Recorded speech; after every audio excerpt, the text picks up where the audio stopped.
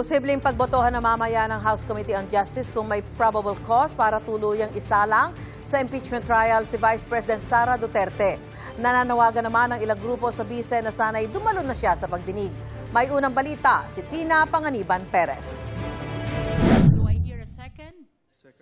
Posibleng huling hearing ng House Committee on Justice sa impeachment complaints laban kay Vice President Sara Duterte. Dahil matatalakay na ang umano'y tangka ng bise na ipapatay ang Pangulo, ang First Lady at ang dating House Speaker, posibleng pagbotohan ng komite kung may probable cause ang mga reklamo. Kung wala nang ibang inclination ang justice members, we should be ready to vote. Hindi na rin nila maaapektuhan ang boto nila ng reklamo ng asawa ng bise laban sa ilang kongresista dahil sa pagpapalabas ng Anti-Money Laundering Council reports sa bank transactions nilang mag-asawa. Is it significant?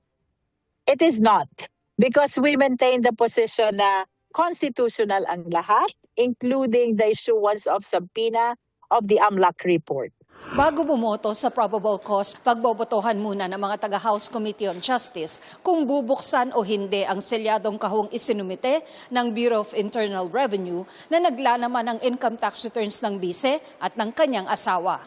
Panawagan sa bise ng ilang civil society groups at ng obispo ng Iglesia Filipina Independiente o Aglipayan Church sa Northern Isabela, dumalo sa huling hearing. The Vice President should appear in the hearings initiated by the House and answer forthrightly the charges against her.